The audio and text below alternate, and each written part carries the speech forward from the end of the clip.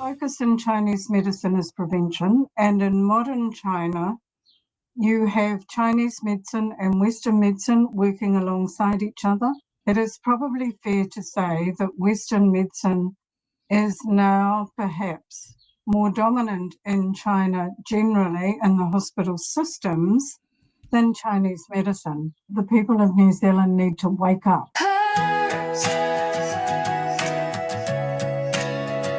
Healing secrets, the secrets of herbal healing with Brett Elliott. I've been really looking forward to doing this podcast with a lady I met a few years ago when I was president of the NZAMH, and she was on the Chinese Medicine Council, and her name is Dr. Joan Campbell. And she's got vast experience in mainstream medicine, but also natural medicine and acupuncture. So she started her practice in health in the 1960s, and she's got multiple degrees and multiple PhDs, which I'm not going to go through. The list is just far too long. Literally, her list of achievements over the years is just unbelievable. And one of the major things she did was with the Chinese Medicine Council is got Chinese medicine registered as a profession under the HPCA Act in New Zealand, which means it's now able to, get compensation from the government and subsidy and ACC and all those things, Chinese medicine in New Zealand, which is a really great thing. And we had a lot of discussions with her around traditional Western herbal medicine and what we could do with that over the years. But what we're going to do today is talk to her about some of the history around the health system in New Zealand, how it's changed over the centuries, in fact, and also a little bit about the Maori health system and what happened there, but also what the process was with Chinese medicine, getting it registered, and what the future could be for mainstream use of other holistic medicines in New Zealand, what the barriers and challenges are there, and what we can do as far as working towards the future of holistic medicine being a more mainstream and more recognised by the government and by the health system in New Zealand. So this is going to be a really interesting conversation with Joan, and I'm really looking forward to it. So let's get into it. Hi, Joan. Wonderful to have you along. Thanks for taking the time out to talk to us today. It's a real privilege to have you on the show. My pleasure.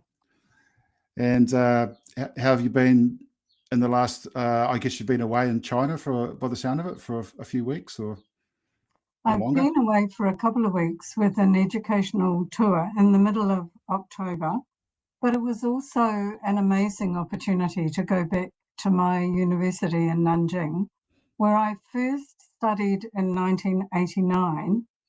And I guess having fallen in love with Chinese medicine in 1975, an awfully long time ago, it was an opportunity for me to go back in the 1980s to train.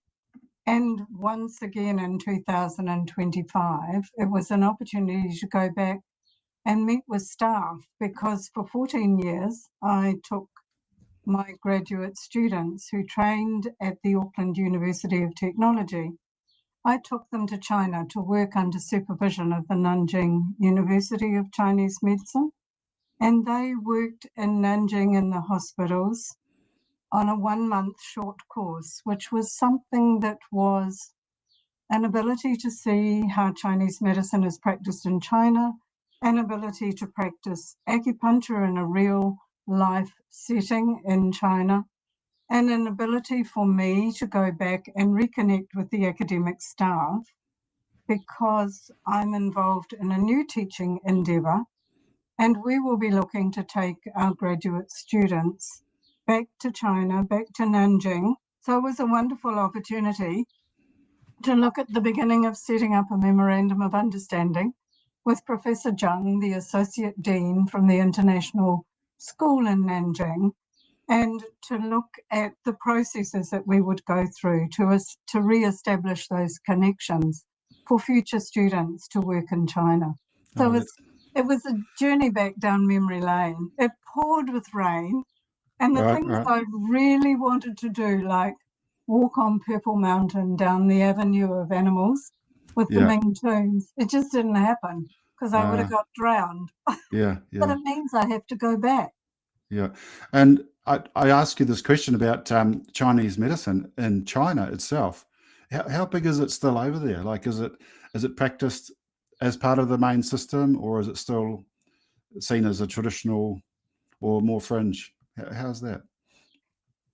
You've got to remember that Chinese medicine's old, 6,000 centuries old.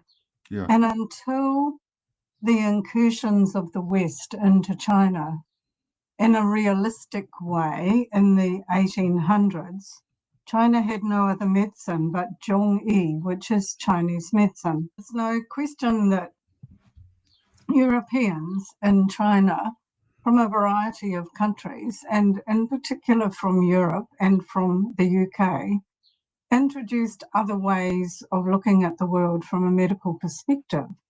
And in modern China, there are different systems of medicine that is offered. It is probably fair to say that Western medicine is now perhaps more dominant in China generally in the hospital systems than Chinese medicine. Yeah. But Chinese medicine still holds a really important place, both from a therapeutic perspective and a preventive perspective. Because unlike Western medicine, Chinese medicine is a preventive medicine. It seeks to prevent disease, and it believes, as it states in the world's oldest textbook, the Yellow Emperor's Classic of Chinese Medicine, the Huangdi Neijing Su Wen, that inferior doctors treat disease and superior doctors prevent it. Right. So the focus in Chinese medicine is prevention, and in modern China, you have Chinese medicine and Western medicine working alongside each other. People can start off in a Western medicine department of rheumatology and end up in the Chinese herbal department. And this interaction and discussion and sharing of patients across those disciplines. Interesting. It's true to say that Chinese herbal medicine still retains a really important place in Chinese culture. And in the streets of Shanghai, where I was, Zhejiang or Hangzhou, where I was, and Nanjing, there are plenty of Chinese herbal pharmacies where you can still buy the classical remedies over the counter that don't require a doctor to prescribe. And so Chinese herbal medicine is alive and well, and the people in China off the street will purchase and consume Chinese herbal medicine as readily as they will take Western drugs. Okay. So it's interesting that because the cultures kind of remained in place, that their traditional holistic medicines are still practiced quite strongly. Whereas in the West, as we migrated around the world, we've almost kind of, because we had our own traditions, haven't we? But we've kind of left them behind in a sense. Like in New Zealand, I know that there's a lot of Chinese people in New Zealand, and that you were involved in getting Chinese medicine registered under the HPCA Act here in New Zealand, so that it could be a medical practice recognised by the system, by the government. What's the status there at the moment? Do you know what's going on with Chinese medicine and the government structure there? Is that all working well? Or I've been on a 40-year journey, as you well know, with Chinese medicine, because I believe that as a health system, and it's a complete health system in its own right, and it has a different focus to Western medicine. The simple and major difference between Western medicine and Chinese medicine is that Western medicine treats disease and Chinese medicine prevents disease. So if you are a consumer of Chinese medicine, you would visit your Chinese medicine doctor at the change of the seasons. That is to say 4 times a year, to have your pulses taken, to tell your history, to have your tongue looked at, to have your reflexes felt, and perhaps your abdomen palpated. And you would receive preventive medicines to prevent you from being ill. So the whole practice was one of preventive medicine.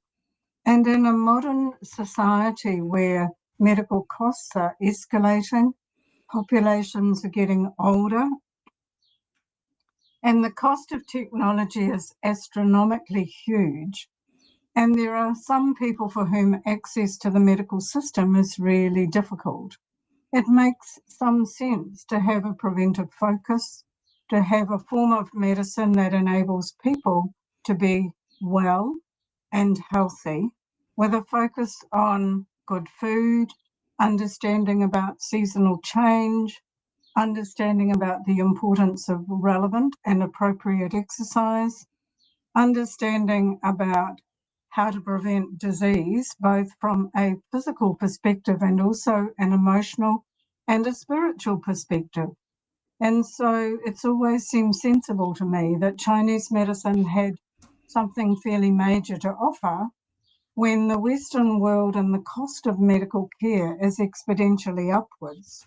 Yeah. And in fact, the ability of everybody to access what is available in the Western medical system is not fair and equal across all populations, particularly in New Zealand.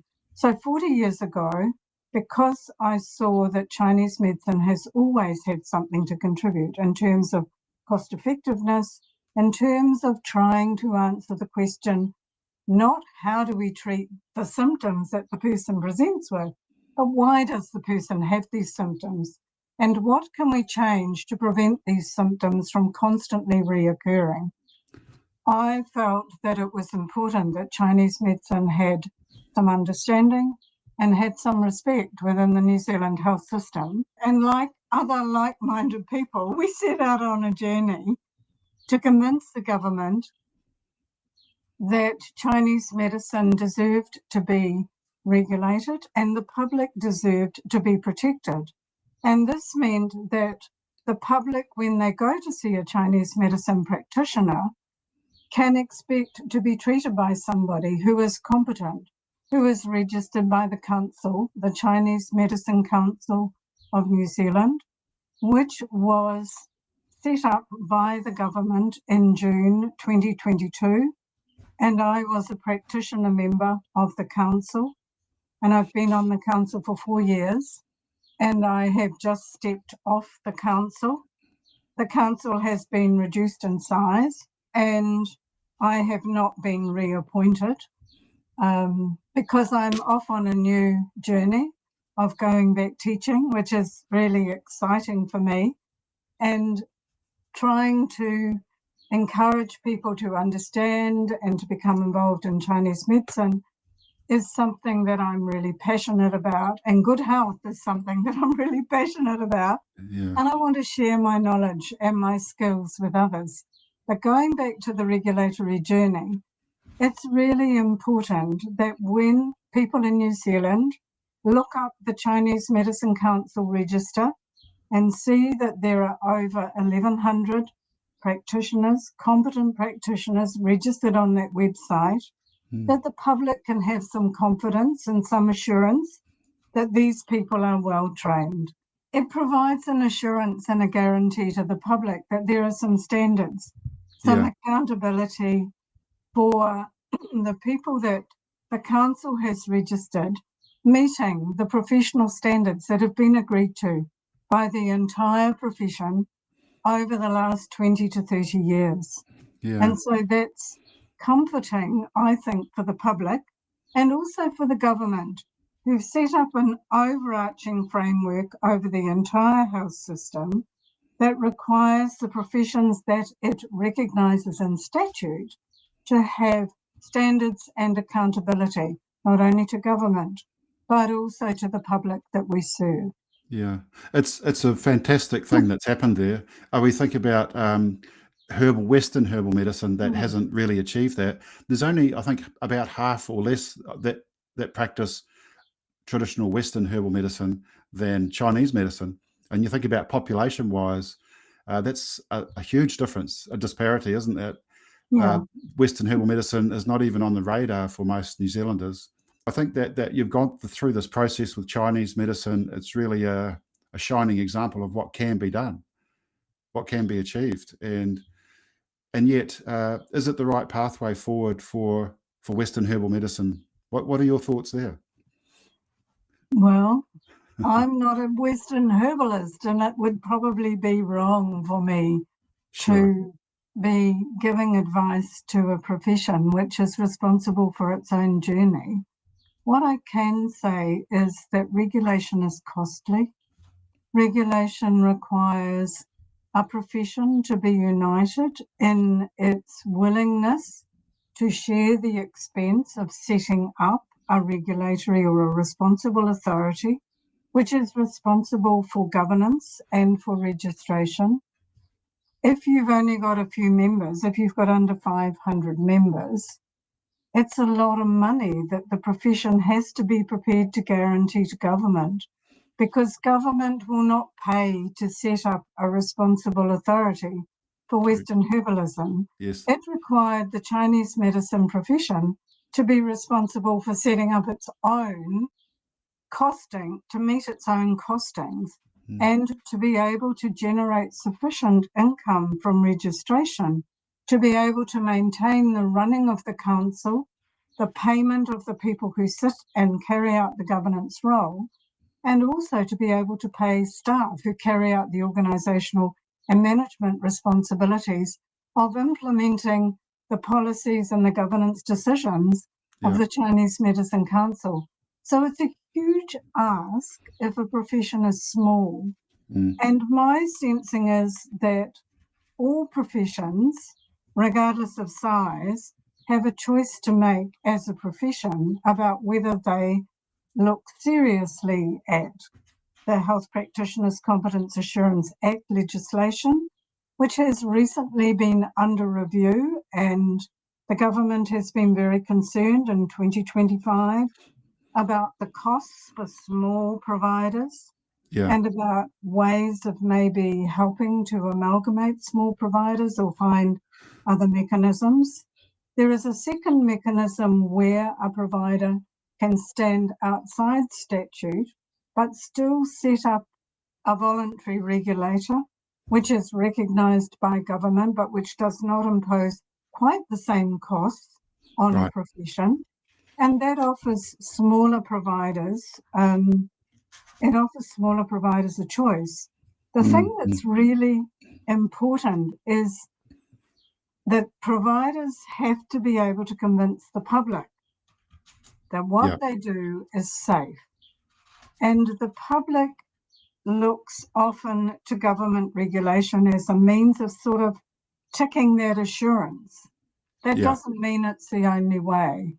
It means that whatever path a small provider takes, you have to take the public with you. You have to be involved with educating the public. The thing I've learned about the health system over many years of being in it is that there's a huge amount of ignorance within the medical system. You know, many people, even the people who work within the system, understand what their jobs are, but they're not necessarily familiar with the breadth, the complexity, or the componentry that makes up the health system, which is why it's all very confusing when politicians talk one language, health professionals talk another, the public talks another, so-called experts talk another. And if you're not familiar with how the health system came into being, what it's made up of, and how it operates, it can be all terribly confusing for everybody. That's something I wanted to ask you about, actually, is I know you have a bit of an understanding of the history, which most people probably haven't heard about, is what happened with the health system originally back in the 1800s, 1830. There was something that happened there with the British Medical Association, and then another system was introduced, because you talked about the disease care model. And was it always a disease care model where we just, patch up people when they get sick, or was there something before that was slightly different? What changed there? Oh, well, I mean, we could spend all day talking about this. I suppose I was going to say foolishly, but maybe I made a decision when I failed to be able to set up a Chinese medicine clinic at Waitakere Hospital in 2011 to 2013, I made the decision to do a PhD and interview my profession, because it was my profession that made sure that the clinic never happened. Management gave me the ability to set up a Chinese medicine clinic, and the medical profession made sure it didn't happen. And so I enrolled for a PhD, and I decided I was going to ask my profession why they were so worried or anxious or felt so threatened by somebody like me, who's barely 5 foot, very small, and who was daring to do something a little different and run it in and integrate it alongside Western medicine. And so I started off interviewing across the health sector, and then I realised I knew very little about the health sector, and I needed to actually go back to the beginning and try and understand what hospitals meant in New Zealand and how they came into being, and whether we'd inherited a British system, because we were, after all, a colonial power or a colonial country that had been settled by a variety of colonial systems, particularly with people coming out to farm and people coming out on the boats under the Wakefield schemes and so on. And I didn't really understand the system. And of course, we inherited a British system which was largely charitable. And charity is written into the British system because often it was the landlords and it was the people who were the landowners who actually paid for the hospital care of the people who worked on their land. So in 1841, Governor Grey set up 4 charitable hospitals in New Zealand: Auckland, Wellington, Christchurch and Dunedin. And what the public probably doesn't understand is that the settlers were called indigents, and they were responsible for their own healthcare. So healthcare was not free. You actually paid if you had to go to hospital, if you had to go and see a doctor, you actually paid for that care. The only people who received free care in New Zealand in the 1840s onwards, and particularly hospital care, were Māori. And in the 1840s, it was thought that with disease and Western diseases coming in like measles, mumps, chickenpox, syphilis, gonorrhea, you name it, we bought it on the boats, and the whalers bought it as well, that Māori were going to be a dying breed. And so in the 1840s, only Māori were free, did not pay when they went to hospital. And in 1885, the New Zealand Parliament set up the Health and Charitable Institutions, the Hospital and Charitable Institutions Act of 1885, which required indigents or local settlers to pay for their care. If you couldn't pay for your care, your family had to pay for your care. And if they couldn't pay for your care, you were at risk of going to prison because you couldn't pay for your health care. Right. And they had no such thing as health insurance in those days, probably. Well, there was no such thing as health insurance. And more importantly, there was no such thing as public health. Right. Except for Māori. And in 1938, the Labour government proposed that there would be a public health system in New Zealand under the Social Security Act of 1938. And that act was to provide free hospital care.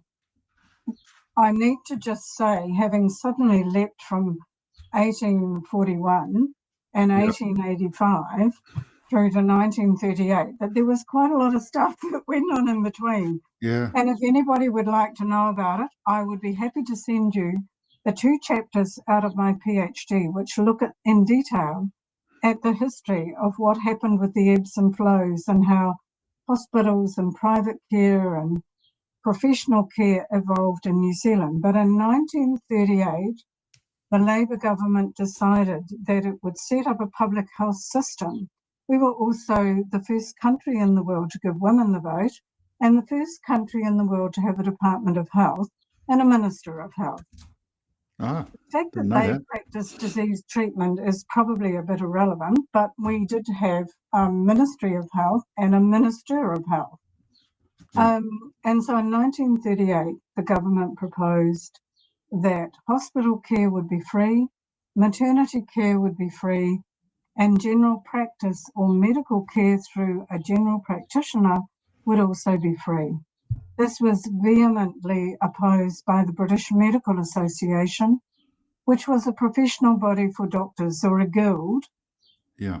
and which was later to become the New Zealand Medical Association, which a few years ago shut up shop and closed its doors. So in the 1938, they managed to convince the public that medicine was a private arrangement and a private relationship between a doctor and a patient, and that doctors were entitled to a fee for service, and that healthcare at a community level should not be free because it trashed this relationship that doctors were supposed to have with their clients, which was monetarily based. And so the Labour government and subsequent governments were able to implement hospital care, free maternity care, and subsidised community or general practice care. Right. But free general practice and community-based care did not happen under the 1938 Labour government, and the doctors were relatively successful in enabling the Labour government to lose the next election, so that the chances of subsidised community-based care disappeared really from the medical agenda after 1938. Okay. So that's been a hot topic ever since, probably, with it being on again, off again. Like even at the moment, they're talking about introducing free doctors' visits again. You're like, it's a political topic. Well, Almost except like then, well, yes and no. They're not really talking about introducing free medical care in the sense of what the Labour government was proposing in 1938. In 1938, if you had gone to the doctor, your care would have been funded through Health Vote, through the Health Vote or the budget that was proposed every year in Parliament. Healthcare has, at a general level or subsidised level, apart from the low access care clinics, which received a different sort of subsidy, it requires us to look at a kind of a complicated formula that governments have worked with subsequently, which provides a per capita or per head subsidy on everybody in New Zealand, so that people can go to the doctor and have subsidised care. So when you go to the doctor, you don't pay large sums of money to see the doctor. You might pay a subsidy somewhere between $15 in a low access clinic to $70 in an affluent area. And the doctor receives a subsidy of $3,000 to $4,000 depending upon age, ethnicity, and medical problems per capita or per year for each person within their practice.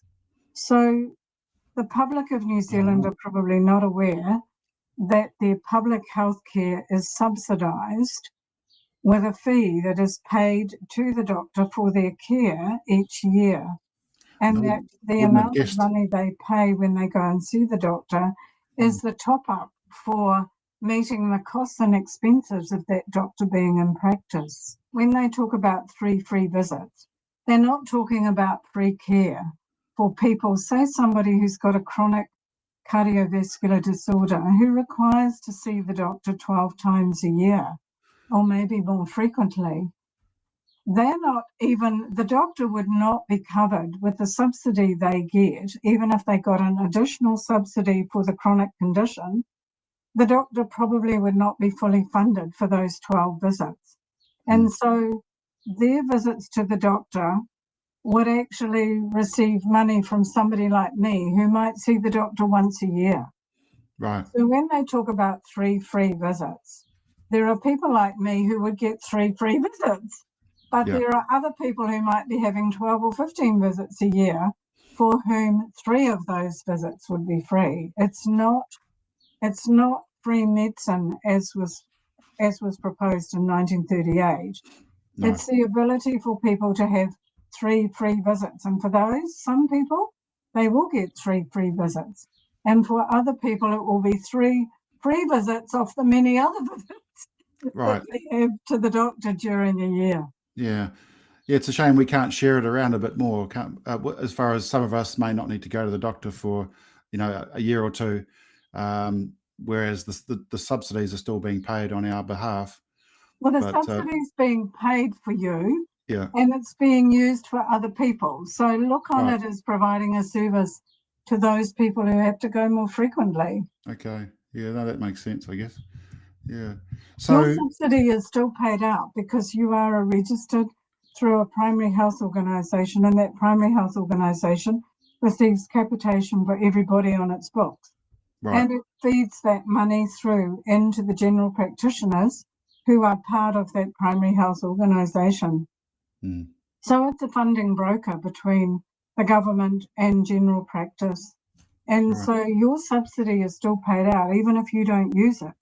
It's just used by other people, or it's used to meet business expenses. Yeah, so it is shared around in that way. Yeah. I wanted to ask you a little bit about the Maori, the regulations there too. Like, there's something that I think you mentioned to me a while back, the Anti-Taonga Act, and also the Anti-Quackery Act. What were those? And we did.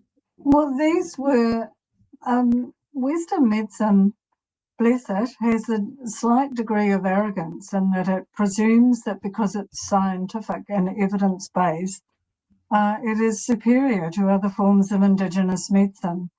And so when you go back into the historical records and you start reading parliamentary papers from the late 1800s, or you read some newspapers like the Nelson Chronicle, which said that some doctors were not behaving ethically and were prescribing, I don't know, snake oil to rub on or various other herbal potions. And the Nelson Chronicle said that these doctors were filling the cemeteries. And so Parliament kind of got involved and decided it needed to protect the public.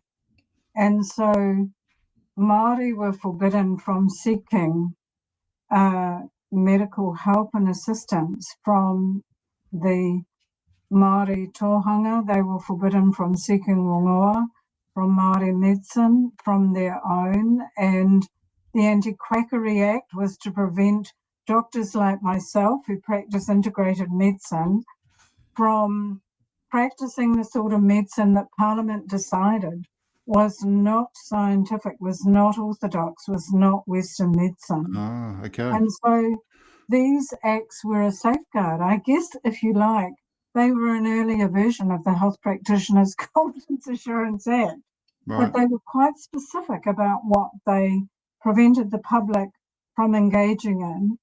They were meant to protect the public, but they were born out of ignorance, and they were not repealed until late last century.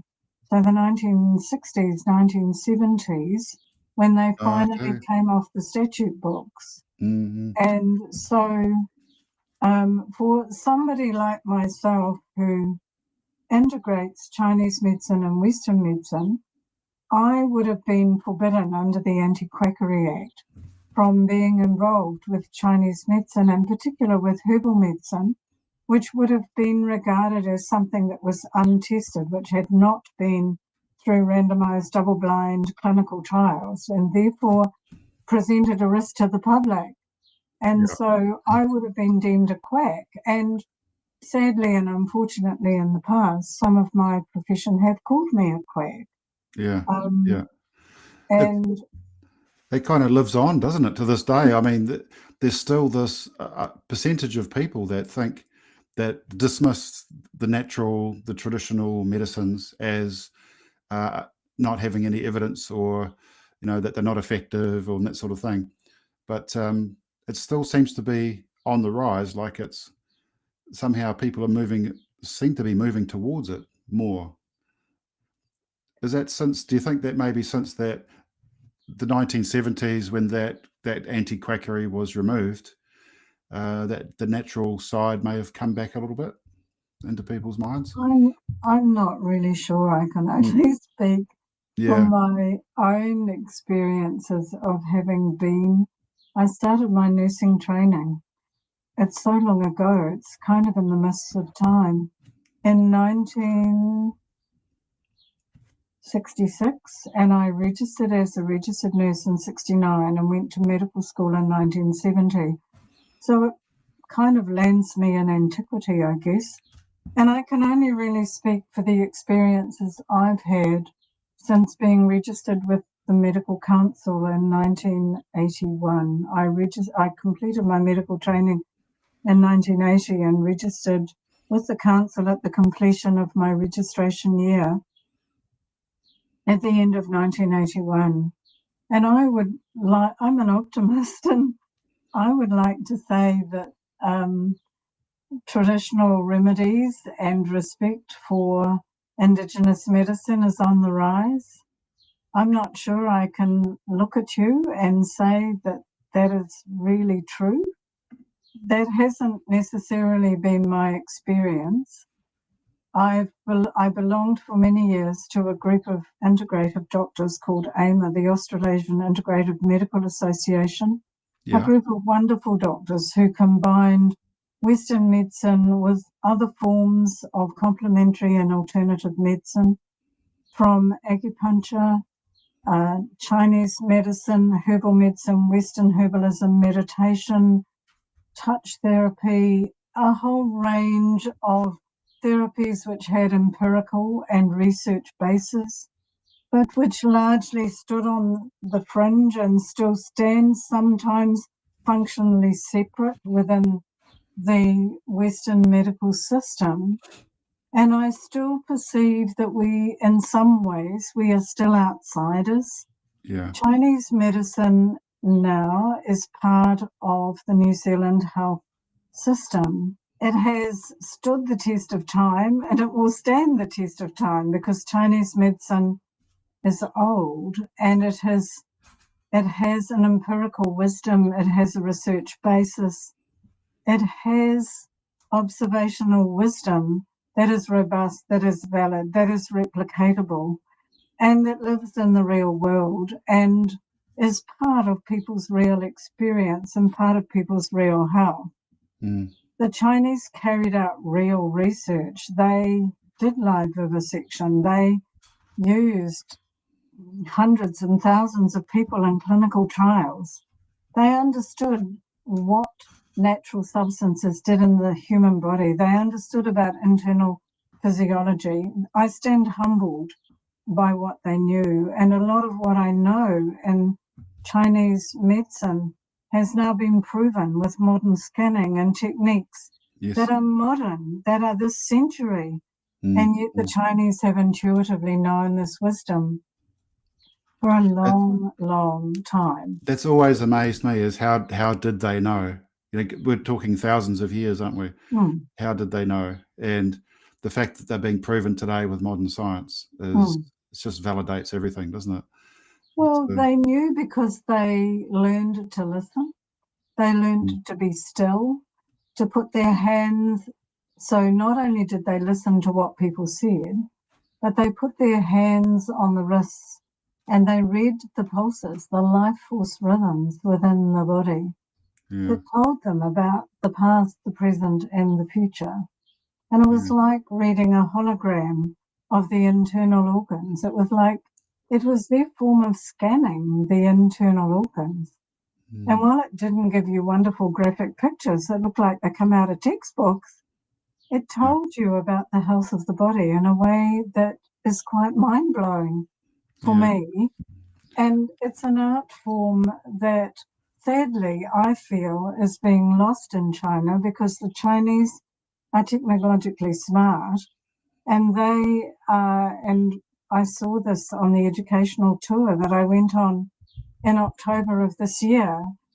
They are seeking to capture and mimic all the things that I do with my hands, all the things that the body tells me about its reflexes and its responses. They are seeking to capture them using sophisticated machinery and techniques but nothing quite measures up to what you can do using your own senses to try and understand the rhythms of the physiology of a person's health and wellness. You may It's think of extraordinary. the difference between the robots that they're coming out with, human robots, and a real human being. There's just such a big difference between the real human being and a machine. And we must know that we can only sense certain things person to person. And those subtle feelings and energies and things that Chinese medicine's based on, isn't it? Well, it's. I think it's deeper than that. I think human beings have an innate need to connect at times, and this is not about the topic, but I think it's relevant.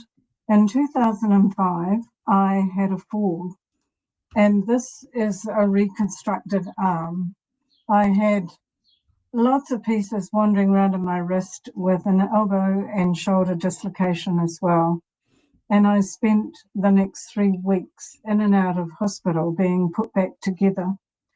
My orthopedic surgeon was an extraordinary man who tried and tried and tried very hard to give me back a functional hand and arm.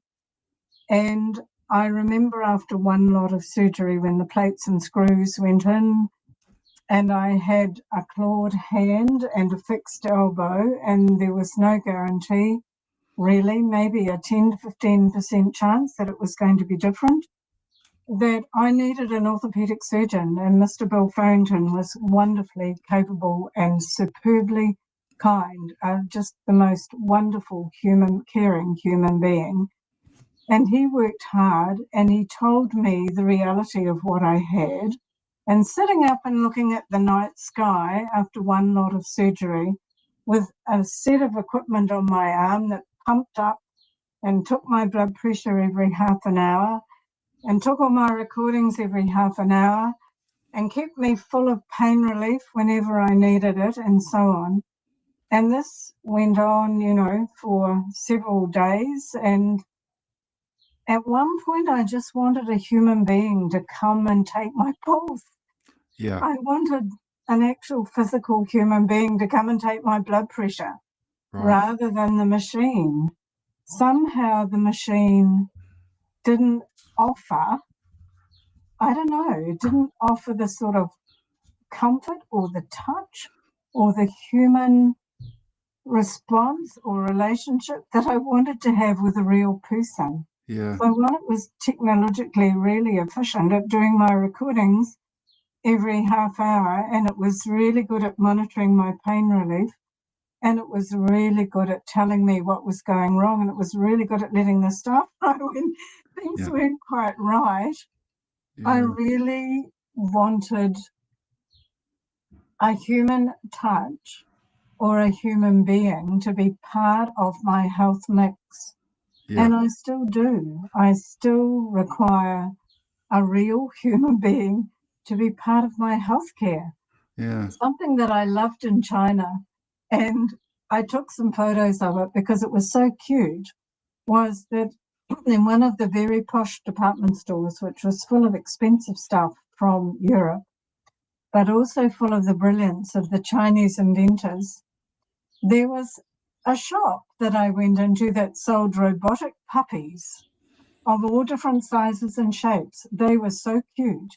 And when I petted it, it woofed at me and it snuggled up to me, and if it had been a cat, it would have purred. These were the latest toys that you didn't have to feed, and you didn't have to toilet, and you didn't have to worry if they soiled the house. Yeah. That you could buy for your child. It's really scary. Yeah, mimicking like little cats and dogs sort of pet, isn't it?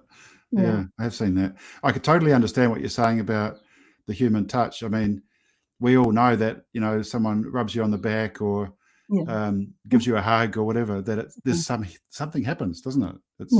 Yeah. I stood in the main street in Shanghai and cried. Why did I cry? Well, for one, I was back in China, which is a country that I love. But two, I had been on an educational trip that showed what abundance of resources and money and expertise can provide for populations. Yeah. And in many ways, the Chinese seemed to be so much further down the track in terms of being able to provide resources and capability for the populations and the experiences that I had in China. There's much that I wanted to weep about, really, in terms of our own health system, and in terms of what's happened with the inequities and the inequalities within the health system that we have grown over time. Right. Yeah. So there's a whole discussion around that side of things, but also the future of Chinese medicine, and also the prevention, the disease care model. I think you've got so much more to talk about that we could actually do another podcast on those subjects. It's been really great to have you on the show, and I really appreciate the time that you've taken to talk to us and all the valuable information that you've shared. Any final thoughts, about looking ahead, the future, where things are heading? What are your feelings? What's your gut telling you? Well, my gut tells me that the people of New Zealand need to wake up. They actually need to wake up and understand that we've never had a discussion about health in this country. I'm not sure that the average person out there actually ever thinks about health until they have a skiing accident or they're diagnosed unexpectedly with some acute, rather nasty disease. When I was a medical student a long, long time ago in the early 1970s, we set up a series of health units for Hillary College. We set up units called things like how to wear a raincoat, the pregnant father, what do you do when the shit hits the fan? Health has to be part of the education system as much as it has to be part of the conversations we have in the public sector. It's not something that is separate from our lives. It's something that is part of our lives. And so I'm not sure if society has thought carefully about whether it wants a public health system, whether it wants a privately driven health system, whether it wants free medical care and free obstetric care, or whether it wants an American system where everyone has medical insurance and some people miss out altogether. There are lots of things going on in health for which the public is largely unaware, and because it doesn't necessarily affect them, perhaps not even understanding where the health system is being guided, ideologically or politically. For me, it's time for people in New Zealand to stand up and ask where the government is planning to take health. Are they planning to take it in the neoliberal direction, which is the common ideology by which the coalition government is driven, which is less government in health? Or are we public health focused, or where are we focused? And what is the agenda that the public is looking for? Is there anyone you could point to in government at the moment that's got any kind of, that seems to be leading in that direction? Or I don't want to get political, but I'm thinking, is there any hope? Do you see any hope in government at the moment? In the current coalition government, no. And I'm not sure, unless the opposition wakes up, that I could say that I'd be enthusiastic about the opposition getting its shit together either. Sorry, I probably shouldn't have said that. That's fine. My whole reason for working in health is to enable people to be aware of their own health and to be able to take some ownership for their health. I'm just part of a support crew. I'm not the expert who tells them what to do. I'm the support person who walks alongside them, who's able to provide them with lots of information, who's able to give them books to read, who's able to share ideas, who's able to support them, be it a journey to health, be it a journey with terminal illness. I'm the person who wants to be there alongside them to assist families to understand the process. I want people to understand what the drugs are that they take and what these drugs do. I want people to understand what the herbs are that they take and what these herbs do. I want people to understand what their options are for having healthy lives and for being well. And I want people to be able to make choices that are sensible. I also, it sounds like I need I need to win lotto, obviously. I want people to have access because there are some sections and there are some ethnic groups within our communities who have poor and unlimited access. And that's neither fair nor just nor equitable. Right. And it's not necessarily about doing it our way. It's about learning to listen. I'm still an optimist, which is why I still practice medicine. I'm just the cheerleader who kind of enables people, if you like, to find out about how to manage their own lives as healthily as possible. Yeah. My optimism is that education is where we have to start. We have to start at medical school. We have to start with a preventive model. We have to start with educating people about how to prevent disease, not simply educate people about a process of prescribing for a known disorder once it has arrived. Yeah. This is about starting at school, teaching kids about food, teaching kids about wellness. This is addressing bullying. This is addressing societal norms. This is looking at violence in the home. This is massive. So educating everybody from the public, the children, from the cradle to the grave, to the medical profession themselves, all the way through. Yeah. No, that makes sense because it's all very well having an ideal and trying to push that on a government level, but like you say, unless people know about it and really understand it, it's an uphill battle, isn't it? Well, when I worked at Hillary College with a diverse range of different ethnic groups, it was fascinating to find that people didn't know how to use a toothbrush.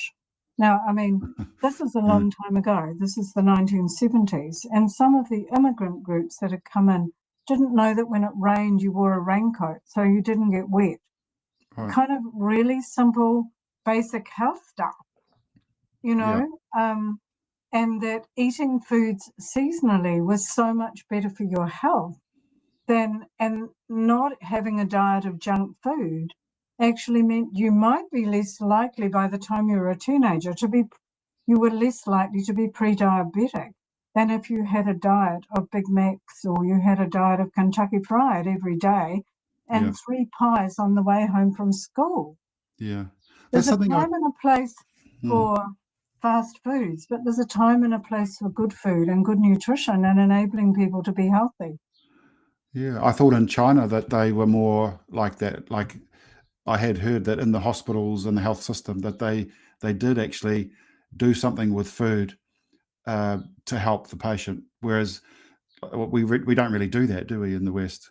Food is part of therapy, and food is no different to the pulses I take on a human being. I listen to the energetics, the rhythms, the physiology of the body, and food has the same energies. And so if a person has a pulse, and this is going to sound really weird, but if the person has a liver pulse, which is wiry, which suggests that there may be some emotional distress or something going on in their life, or they may have a liver type headache, that I can suggest that they avoid certain foods. I can suggest that they avoid coffee and that they avoid alcohol, which are warming and young, uprising foods. So I can make recommendations about how they can eat and what they can drink, which will assist the condition that they have. The one thing that had changed dramatically, and I haven't been in China, I was there on a regular basis for years with my graduate students, but I hadn't been back in China since 2012. And the thing that is noticeably different is that many Chinese, in the past, I was regarded as peng in Mandarin, which meant fat. But now wow. I am xiao, I am little, and many Chinese, the clothing in the shops was too big for me because many Chinese have body shapes which are far more reminiscent of how Europeans are. To become And this is westernized. because of the change in food habits in Right. China and the adoption of a much more Western food within the traditional Chinese eating habits, which is very sad in many ways because Yeah. it will be welcome to our Western diseases as well. Yeah. We need to bring back the old ways and the new way, find a balance with the new ways, don't we? Well, I think that, there's always a compromise and we can always have the best of both Yeah. if we're willing to learn and listen.